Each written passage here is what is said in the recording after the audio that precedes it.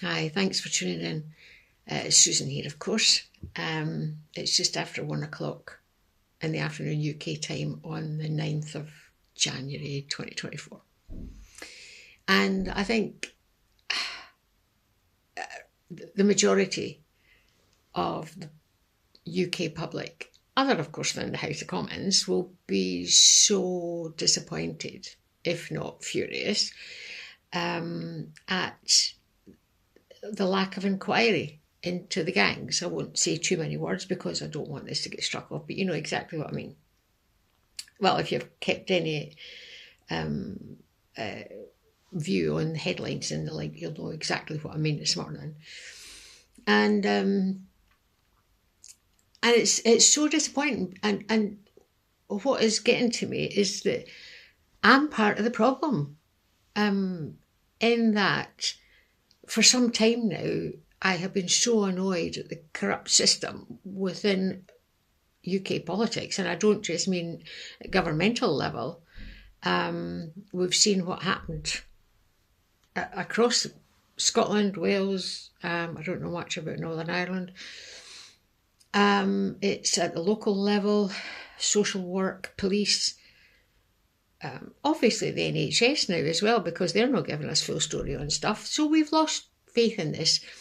And like myself has become totally disenfranchised, doesn't want to take part in this corrupt system, so I've not been voting. And because I've not been voting, all these idiots get in. And further the level of corruption, line their own pockets. Give in to their, I want to say a stronger word, but I won't here, give in to their kinks. But they're not kinks, they're evil. And we're in a position as well where all of our annoyance and all the headlines of the truthers and those who want to see something done are all aimed at the top person. And whilst he is the kingpin, significant in all of this, all of those who either support him or don't speak against him and at every level of government, whether it be social work, police, NHS, wherever, anybody who turns a blind eye to what's going on is culpable. And so, folk like myself for not voting, but then to be honest, I don't find I have a reasonable option of who to vote for. But that's made me think, but also we need to stop aiming our annoyance, no, much stronger than that, at that top person and realise that it is systemic across the country, and everyone who turns a blind eye from the very top right down through to the individual worker at the bottom level, everyone who turns a blind eye is culpable and needs to be weeded out. And I do think to a certain extent this is happening in America, and this is why people are being weeded out and terrified of their jobs now. And I know it's really difficult when you've got to keep a job, you've got a mortgage, you've got family to look after, and you don't want to rock the boat, but I'm sorry. We all need to take a stand and rock the boat now. And we all know that we're not alone. There's enough people, if you speak to people in the street, there's enough people annoyed. So don't feel that you're on your own. Stand up and be counted now.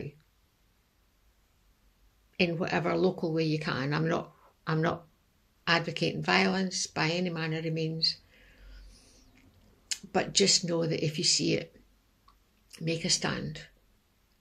And unfortunately, social media is not the best way to do this, but it looks as though it's becoming the only way to do this.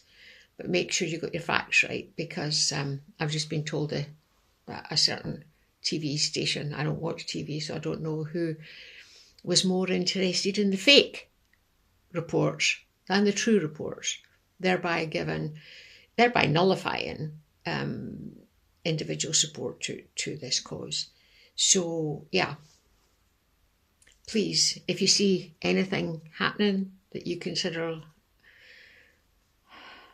beyond the pale, we have to protect our children. We have to protect our children. They're our future.